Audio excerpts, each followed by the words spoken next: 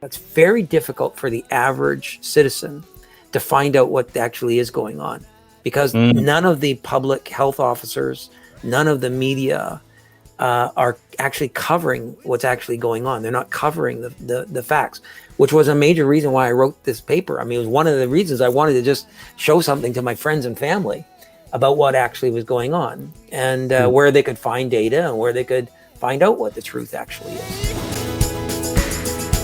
Oh, it's not enough to do nothing. It's time for us to do something. I think the reason why people don't oppose it, and it's exactly the same as it is here, I'd still say the majority of the population are completely behind the lockdowns. And this comes down to the assessment of risk. And here we have to go back to last spring. And when the pandemic was declared, the benefits of locking down, restricting freedoms, stay-at-home orders, isolation policies, the benefits were the perceived deaths that you would either postpone, delay, or even prevent. Well, what were these numbers? The numbers were based not on any data, because there was no data. The numbers were based on models, these particular epidemiological models that we all know so well now. But, models, it's a matter of garbage in, garbage out. And that turns out to be the problem that happened last spring, that the models rested on a set of assumptions, and those assumptions turned out to be drastically wrong. The models, for example, the fundamental problem I'll address initially is that all of these models, it sounds even bizarre to say this, and you might even think that maybe I'm lying, but the models assumed that people are like rocks, that they just go about their business regardless of what's happening around them. And so if I'm visiting the store and interacting with people 7 days a week, and there's a terrible virus around like smallpox, I just keep going about my business as if the smallpox virus was not there. Well, that just turns out to be completely wrong and false. And that assumption alone generated these astronomical predictions about the numbers of deaths. And when combined with excessive reproduction numbers and excessive infection fatality rates, and when combined with assuming that 0% of the population had immunity to the virus, it just led to these kind of ridiculous forecasts. So if you're going to say that in Canada, 260,000 people are going to die in the next 3 months, well, of course, every reasonable human being is going to say, man, maybe I should stay home. Those original forecasts, my understanding is, I think the name of the place they came from is the London Institute. The Empirical College of London was the earliest ones, and the ones that received the most attention and had the most influence among governments. Yeah, I believe both Boris Johnson and Donald Trump's administrations leaned very heavily on those. And I've written articles previously about, I can't remember his name, but the guy who was essentially in charge of those. Niels Ferguson. Niels Ferguson's, thank you. You're familiar, of course, that he was the same guy who vastly blew out predictions of the deaths from mad cow disease. And his models had already been proven not fit for purpose before they were relied on 18 months ago. He didn't have a very good track record. And he also has no formal training in epidemiology. He's a physicist. A lot of people, it's not that somebody can't be wrong in the past and be right today, but there's grounds for skepticism. But regardless of his past record, that's exactly the point. There should have been skepticism. This is my understanding of what the scientific method is all about: is healthy skepticism to attempt to disprove a theory or a set of assumptions until there is no room left for any doubt. But we've never been given the benefit of the doubt that we can think for ourselves, and we've been treated like rocks. well, maybe that's how we've been politically treated. So this is one of the interesting things, though. So we basically instituted lockdown around the world at the end of March last year, but by the middle of May, and certainly by the beginning of June, we knew a lot. We knew that the virus tracked a normal mortality. That is that, it wasn't killing children. It wasn't killing 50-year-olds. It's killing people that have already reached, their normal mortality for their given health. Mm-hmm. So we knew that. We also knew that the forecasts were completely wrong. That, Sweden was supposed to have 96,000 deaths by July. I think they had 600. I mean, that's not off by a little bit. That's off by an order of magnitude. So we knew very early on that these forecasts were wrong, and therefore the benefits of lockdown were wrong. But the problem wasn't sort of the science not working. The problem was the politicians not responding to the science. Yeah. And Exactly. and the other thing that's happened, I'm sure this has happened in New Zealand.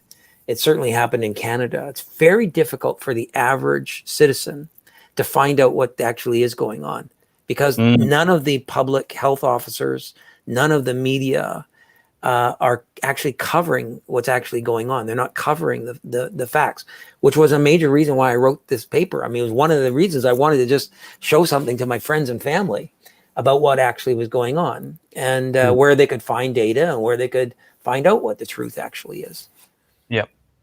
Now, you mentioned Sweden. That's something that I'd like to go down the tangent of just for a moment, if you feel comfortable to, Sure. if you've researched it enough.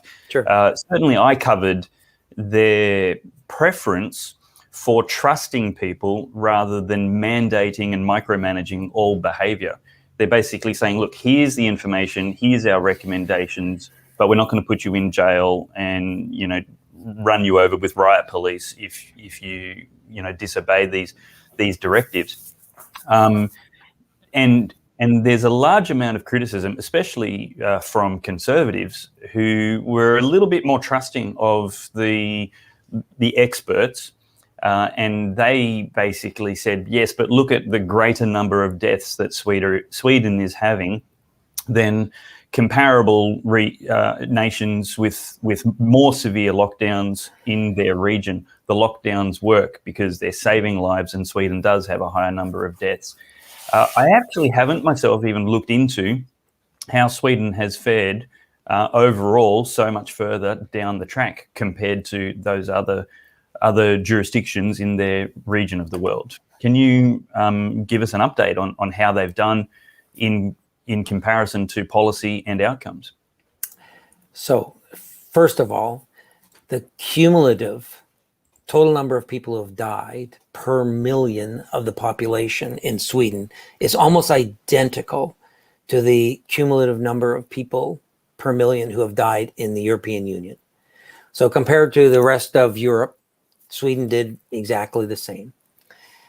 That's the first thing. Second thing, the excess deaths. Now, your audience, if they don't know what an excess mortality is, they should look it up. So in any given year, there's an average number of people that are going to die. And there's an average number of people that are going to die based on their health rate. And, the number might bounce around a little bit. And if it goes outside of a certain bound, we say that there's a statistical increase in the excess deaths. So Sweden has ended up with just 1% excess deaths over the whole year, which is almost nothing. Almost nothing. It's hardly even noticeable. Now, the question is, initially, though, in the months of March and April of last year, they did have a number, their excess deaths were high for that month. And the reason turns out to be, so lots of people looked into Sweden. First off, the number of deaths from COVID-19 last spring really depended on, there were several major factors that explain it.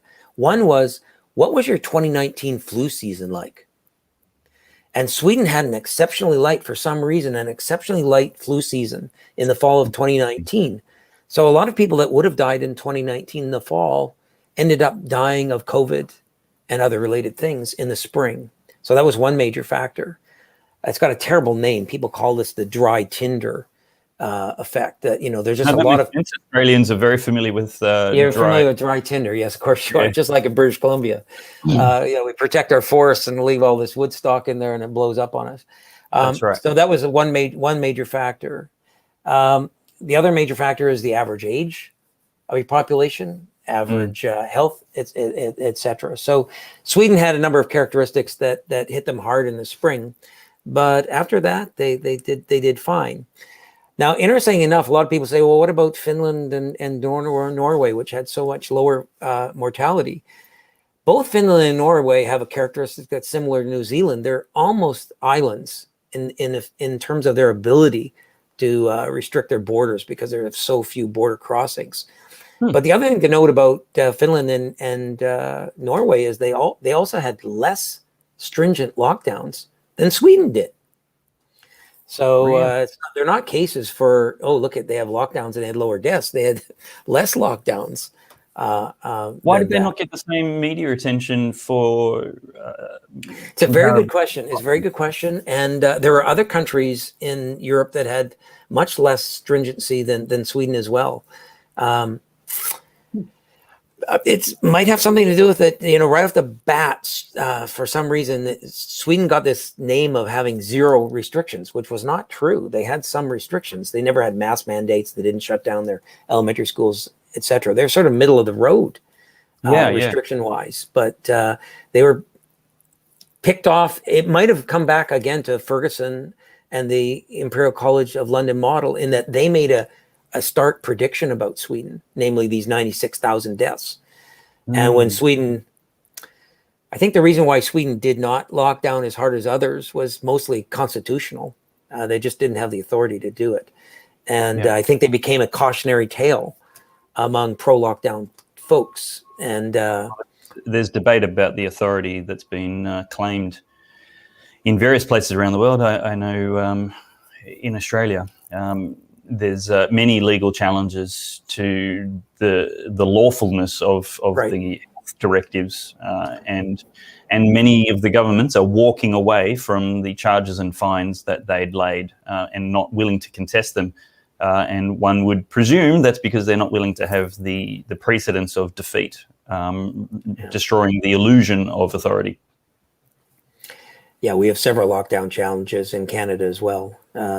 I'm not a lawyer, but my reading of our Charter of Rights and Freedoms is that, you can only violate that charter under a demonstrable and sufficient threat. And I don't think any government around the world has demonstrated. Foreign military invasion is about the only reason I would support that. What I do support is government advice, public debate, transparent science. Show us your models, show us your assumptions, show us your evidence and the data you're working from, and let us contribute other variables to the conversation so we can all arrive at an informed conversation. Stop treating us like infants or rocks and start treating us like educated adults. Yeah. I have a sort of a political economy theory about what's going on. Imagine you are a leader of some country, and last March you panicked, or you really believed the model predictions, and so you really thought you were facing something like smallpox, and hundreds of thousands of people in your country were about to die in the next month, and so you decide to lock down. And now 2 months goes by, and it turns out that those people did not die, and there's clear evidence that the virus tracks a normal mortality, and that you should clearly therefore direct your resources to protecting the few people that are vulnerable. But what are you going to do? Are you going to stand up at a press conference and announce that you made a terrible mistake and that you locked down the country and you had a 30% drop in your quarter GDP and that, I'm sorry? You're not going to say something like that. You're going to say, oh my goodness, I saved your life, but I have to continue to save your life. And so I have to continue with lockdown, because eventually, maybe it might take 1 year, 2 years, 10 years, but eventually a vaccine might come, or that eventually enough of the population will be infected that you develop a natural herd immunity. So eventually you'll come out of this thing. And at that point, you can then announce that I saved everybody's life. And I think that's the problem that virtually the whole world is in. That whether you're in Australia or Canada, is you have to announce that you saved everybody's life, just like what's going on in the United States right now. And this is the difficulty is, Australia, I maintain there is no pandemic. There never has been. There's been certainly an infectious disease going around, but pandemic is a very strong word, and it's deliberately strategically used, I believe, to manipulate the fears and emotions of citizens. And it works incredibly well. But the reality is we've had absolutely pedestrian levels of fatality. Our health system hasn't come close to being overwhelmed at any point. And all of the burden has been put on the population and the economy and the other health factors going on in our society. Meanwhile, they hold up the numbers in England and Italy and New York, and they say, see, we saved you from this. If I hadn't have taken these actions, then you and Australia would have been having the same kind of fatal outcomes as all of these other places. This is how bad it could have got if we hadn't acted decisively. What do you say to that? So I'm going to give your listeners two references, depending on how confident they are. So last summer, three economists at UCLA discovered something about the virus. And I have to take a step backwards. There's something called the reproduction number. I'm sure you've heard about it, this RT.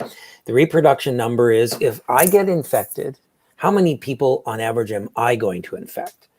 And Right. the way lockdown is talked about is that you have to keep this reproduction number below 1, because if the reproduction number goes above 1, we get this explosive exponential growth in cases and deaths. And this is the New York, the Italy, the things that we want to avoid. And, so we'd like to have it less than 1. Well, what these three economists discovered, among a couple other things, was that the virus behaves exactly the same way in every country, regardless of how the country has dealt with it, whether they deal with it through severe lockdowns, light lockdowns, no lockdowns, it doesn't matter. And this is how it behaves in terms of the R value. So initially, the virus enters a population, and the R value is enormous and kind of all over the map. So the virus is exploding. It's at a very low level. There's very few people infected, but the number of infections is exploding. And in that sense, I would disagree with you slightly and say that, I think it's fair to say that, initially there was a pandemic last March, early April. But within 20 to 30 days of the virus entering into the population, 20 to 30 days after 25 people have died, the R number drops down to 1. And then it just hovers there. In other words, we then enter what we call an endemic state. And in that sense, I would agree with you now that really since last May, the world has been in an endemic state, not a pandemic state. We're all basically standing in line, waiting to either get vaccinated or infected. So that's one. So that paper is called 4 Stylized Facts of COVID-19. Anybody can Google it and look it up, and you can follow the graphs in the paper. It's very fascinating. But the second reference is this. You can go to something called Our World in Data. And for your listeners, if they don't know where to find out numbers about anything, Our World in Data is a web-based resource put out by Johns Hopkins University. And you can actually select the reproduction number for any country in the world, and you can select it for the world, and you can see this happens. Every country is the same thing. The reproduction number, when it enters the population, starts off really high, and then it just goes down to 1. Now, here is the economic application. Why does this happen? It happens because we're not rocks. And when you're in a population the virus has entered and people are getting infected all around you, the R value is greater than 1, guess what? You back off a little bit. You don't go to the store 7 times a week. You go once. And maybe you make a phone order. And maybe you just, you don't have as many people over or whatever. you slow down. And when you slow down, the virus slows down. And when the R value dips way below 1, guess what? You go out and you do things. If you're a person that's, you're 85 years old, you got heart disease, etc., you're really careful. If you're 19 years old and you're perfectly healthy, you're not so careful.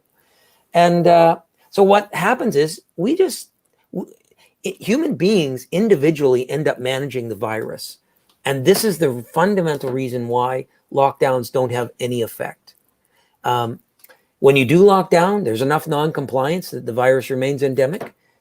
And when you don't lock down, people rationally respond and the virus becomes endemic.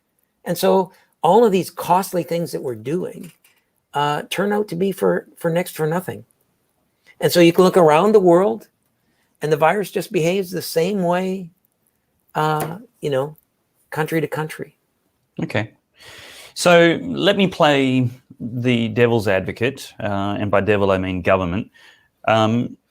If people are going to behave voluntarily anyway, as governments are mandating they should behave, what's the harm in a lockdown? What's the actual cost that's been incurred by as opposed to what you're describing as possibly Canada's greatest public policy failure ever? I get this comment all the time. It makes me laugh almost. Imagine there's somebody who has a walnut for dinner, and the way they're going to eat the walnut is they're going to take a nut cracker and they're going to crack the walnut and eat it. Other people are having other things for dinner, and now the government comes along with a sledgehammer and smashes the nut, but in the process smashes everybody else's meal as well. And then they say, well, what's your complaint? We cracked the nut. You were going to crack it anyway. So, I mean, it's ludicrous to say that on the one hand, if we didn't have lockdown, people would optimally respond. I will take my own personal circumstance, my own personal health, my own context, and design the right policy for me that might be different from you. You might live in a rural area. You might only see one person a month. I might be highly in an urban area. I might be young. You might be old. You're telling me that the government doing a one-size-fits-all blanket policy that locks down, crushes everything, that somehow that's going to be the same as an individualized individual. It's equivalent to, I don't know if you're old enough to remember in the 1970s when we had wage and price controls. The idea that a government bureaucrat could sit there and decide what the price of soap should be in every single jurisdiction in Australia or Canada.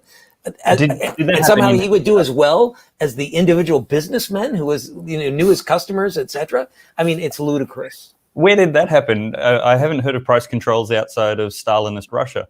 Oh, in Canada, the United States, Britain, I mean, there's price controls. Britain had price controls after World War II that didn't really get removed until Margaret Thatcher. Wow. But it's along that sort of line, right? You can have a government regulation that treats everybody the same if everybody is in the same circumstance. But when people are fundamentally in different circumstances, it makes no sense whatsoever to have these sort of crushing. So I don't know what you've done with schools. Well, your schools are probably open in Australia, but we have shut down schools and universities here. Which is crazy. I mean, you're taking a group of people that are effectively unharmed by the virus and destroying a lot of their human capital. Yeah, that's right. Schools have had long and large shutdowns here, certainly in the socialist state of Victoria.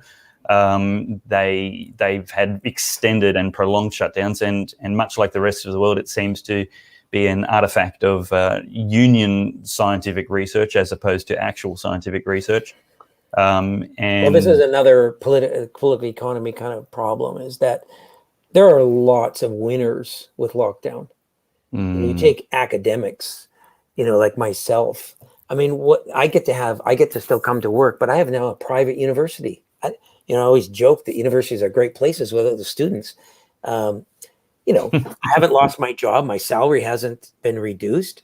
There's less traffic on the road because people are forced at home. In many ways, my life has been okay. And so Yep. lots of people are big winners with lockdown. And so, of course, they support them. Yeah. Now, let's talk about the cost. What is the real world economic, financial, business, social, psychological, biological, medical health cost? In what areas have you measured the cost of the actions taken? Okay, so first off, I did not measure any costs. I was reporting what other people were doing. But let me answer that question in sort of 3 stages. So the first thing, last year, when people were trying to figure out, should we lock down or not? So on the benefit side, they use these ridiculous models to predict we're going to save millions of people. Okay, so that's wrong. On the cost side, all that they considered was what would be the fall in GDP from locking down. So if I'm going to keep people home, how much goods and services are lost? Well, that's a cost for sure, but that's just a small fraction of the actual costs. And so by only considering a small fraction of the costs, you really bias the presumption that lockdowns are a good thing to do. So what have we learned in the last 6 months? In the last 6 months, we have learned that the costs from locking down are nuanced. There are a lot of things that maybe you just wouldn't have thought about a year ago, and that they just seem to be, in terms of number of categories, endless. You can just go, they're just endless, lengthy lists. You can start, you can start with mental health issues, the problems of isolation, loss of educational opportunities, deaths that are the consequence of unemployment,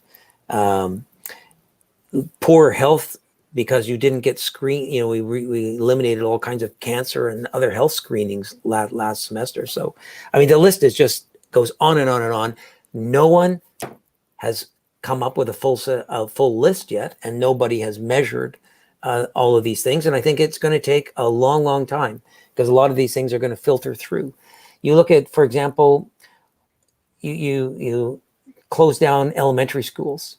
That is certainly going to affect graduation rates, which is going to affect the long-term well-being of this generation. Those effects are going to come a long way. So what I did in my report, I borrowed a little tool by a professor, Brian Kaplan at George Mason University, which I think really is a better way of thinking about the costs at this moment in time. And he plays this little thought exercise.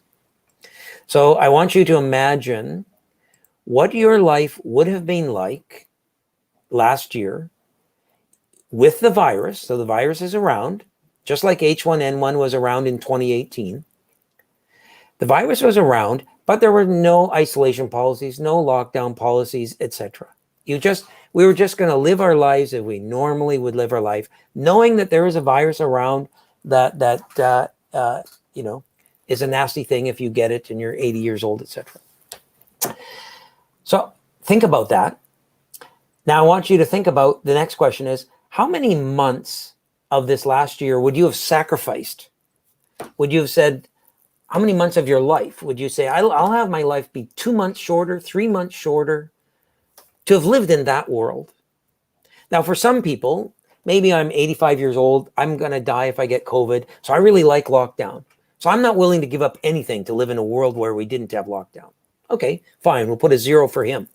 Maybe for you, you sound like somebody who might have been like me. I would have been willing to give up 6 months of my life to have avoided all the garbage that I had to put up with this last year. So for me, it's 6 months. By 6 months of our life, do you mean gone at the end to yeah, bring well, out? we think, okay, we'll lose them at the end, or if you want, you can think of 2020 was only a year with 6 months. That's hard to think about, but imagine there was only a 6-month year. You would have sacrificed 6 months of your life just to have avoided those things. Anyway, now think of what that number would be for the average Australian or the average Canadian. Brian Kaplan thinks that a low ball estimate is 2 months. I agree with him. I think that's a low ball estimate. I think the average citizen in Canada, and I don't know about Australia, would have sacrificed 4 months. But let's make it 2 months. Well, there are 38 million people in Canada, and if you take 2 months times 38 million, that works out to being about 6.3 million life years. And if you want to convert that to the number of 80-year-olds that died, it works out to about 640,000 80-year-old deaths. So in Canada, from COVID, we had about 25,000 deaths. But by locking down, we killed the equivalent of 640,000 80-year-olds. That's not even close. Not even close, right? But So, that's willingly, voluntarily sacrificed time, not actually impacted on the population. right. So let's go back maybe to how an economist thinks. So an economist is going to say, look, I have to compare apples to apples all the time. So if you're going to tell me that the cost of COVID is that 25,000 people lost their lives, I need to convert the cost in terms of lives as well. So I know there are these costs out there. You know these costs are out there. You know that you personally have suffered from these lockdown costs. And so when I ask you the question, how much time would you have been willing to spend of your life to have avoided those lockdowns? I'm asking you, can you convert those lockdown costs into time? So if you tell me it's 2 months, and if that's the same for everybody, that's the average value, then if I add up across all the people, and then I assume everybody lives 70 years, I get 6.3 million life years. And I can convert that into 80-year-olds if I want, or 25-year-olds if I want, or whatever. So that's all that's doing. So what the Brian Kaplan exercise does is, I think, quite beautifully, because it's asking you, all the things that happen to you, you make an assessment in terms of time and loss of life. And so we'll add those things up. So that his methodology for now seems like the right thing to do. Your argument is really, really sound, even without a measurable. To me, it's persuasive without the evidence, and your methodology for comparison isn't terrible, And I'm probably just wanting something a little bit more tangible and concrete than theoretical. But I mean, without the tangible, it's still a persuasive argument. You're absolutely right. We know this already, that people aren't rocks. We're not robots. We do adjust our behavior according to perceived threats, not like a toddler on a road. We're not infants in society. When there is a pandemic and we do perceive the risk and we are informed about the risks, even just the manipulation of our fears and emotions is really, really good behavior altering policy without the need to, as you said, bring the sledgehammer to the walnut. Right. So remember, the fact that we're not rocks, this is why there are no benefits, or the benefits are trivial to lockdowns, right? So that's on the benefit side. And I'll just address another thing. So here's another thing. Suppose you said, I don't like that cost game that Allen is playing. Here's another thing that the early cost benefit studies did that is really sneaky. So they said, okay, let's take the Imperial College of London model, and the Imperial College London model predicts 260,000 deaths in Canada. Well, let's put a dollar value on those deaths, because we're going to compare them to the dollar value of lost GDP. Right. Well, what's the value of a life? And this is the staggering thing. They assumed, almost all the models assumed, that every life had exactly the same value, and that value was $10 million. So $10 million is just way too high. 2, the idea that every life has the same value is ludicrous, because that assumes that the value of another day of your life is 0. So if you're 20 years old and you've got another 50 years to live, or you're 90 years old and you're going to die tomorrow, it doesn't matter. It's the same thing. Yeah. I apologize for my phone there. You want to get it, or we might need to pause anyway while it rings. I stopped. There you go. You stopped straight to voicemail. So, of course, everybody would like to live longer, which means, of course, the value of your life is not the same at 20 as it is at 80. So if you just make this adjustment, so this is known by everybody. This will be very hard for a lot of people to grab emotionally, that you even can put a number on a life's value or Well, another. when people ask me this question, I turn around this way. Have you ever been to a funeral of somebody that's 85 years old? Of course you have. Have you ever been to a funeral of somebody who's 5 years old? They are not the same thing. When people will go to a funeral of a 5-year-old, that is an absolute tragedy, right? Everybody is crushed and devastated. The parents of that child may never get over it, right? And if you're going to tell me that every life is the same, then you should feel exactly the same as when your 85-year-old great-grandfather died. Nobody feels that way, because we all recognize the incredible loss it is in the value of a life when a child dies. So nobody behaves as if the value of their life is independent of how old they are. So if you just change these models, if you say, okay, the value of a life of a 10-year-old is like about $14 million, but the value of a life of an 80-year-old who still thinks he's going to live for another 10 years is only about $2 million in Canada.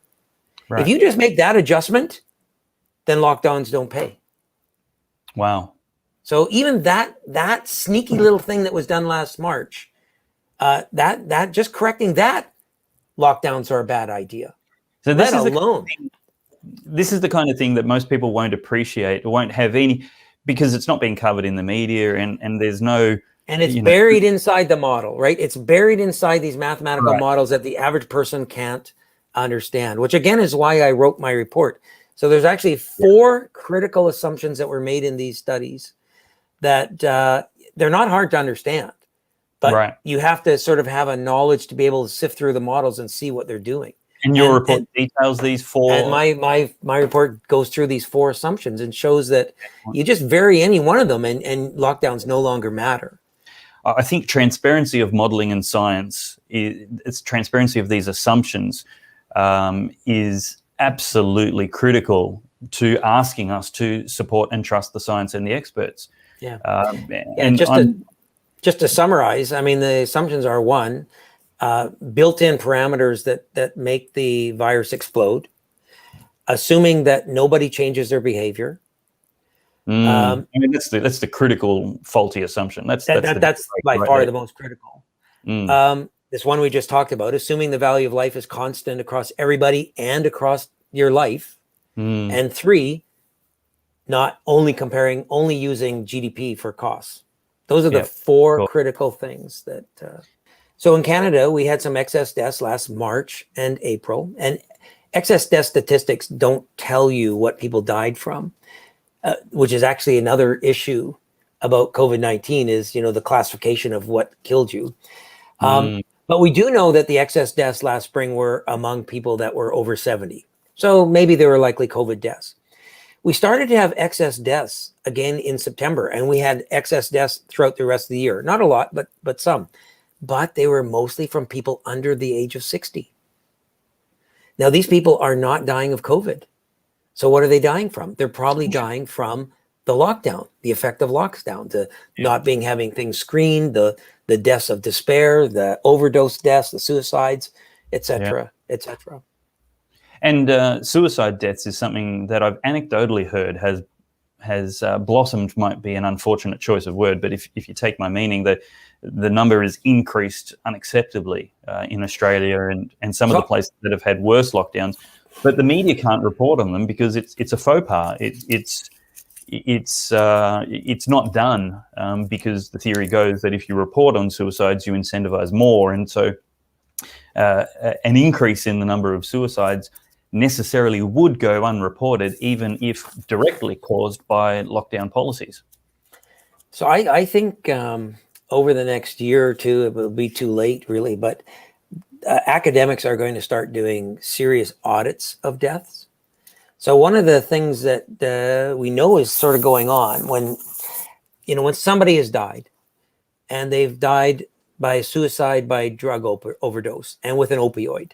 How do you classify that death? Do you classify it as a opioid overdose, or do you classify it as a suicide?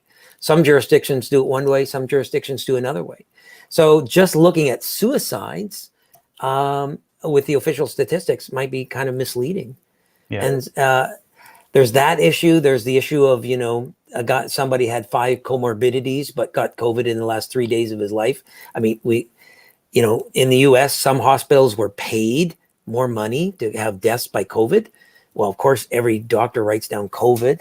The problem with cycle thresholds on PCR testing and number of cases. I mean, there's just on and on and on, which makes it very difficult to compare a lot of statistics across countries, because you don't know if the procedure was the same in calculating these things, which again is the reason why excess death numbers are kind of useful when you compare across jurisdictions to look at.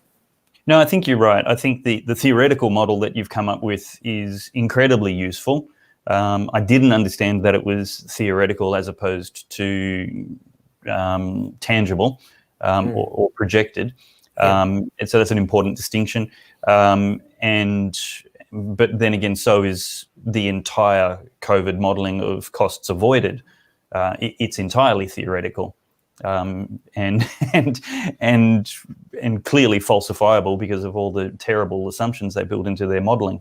Well, except now, the data, I think the data's in. We've got there's at least 20 studies that using different methods, different techniques, different disciplines, different data, different countries, showing that there's just no relationship between the stringency of lockdowns and the progression of the virus. And again, it goes back to, this endogenous, people are not only aware of the virus, but they're aware of the restrictions. Sorry, what does endogenous mean? Oh, endogenous means that people are not rocks, that people are actually making decisions based on the changing environment that they live in. Yeah, certainly. Professor Doug Allen, incredibly insightful and intellectually stimulating, rewarding conversation with you. It helps put some furniture around what so many of us have been feeling for a long time, and really hard. It's hard to counter the emotional manipulation and propaganda of you just don't care about killing my grandma, kind of answers, and so.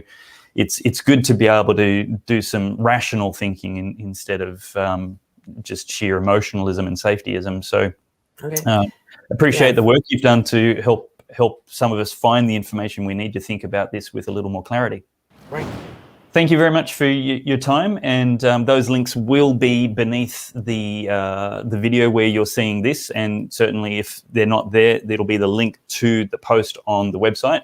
If you're just listening to this on podcast or somewhere else, the place you can get more information is goodsource.news. And a big thanks to all those people who voluntarily put their hand in their pocket and support the ongoing production, research, and time it takes to maintain goodsource.news for all of the contributors, editors, behind-the-scenes people, etc., to make sure that we're not entirely dependent on the lying harlot media and big tech for the best of our information. So thank you very much. That's it for this episode, and we will see you later.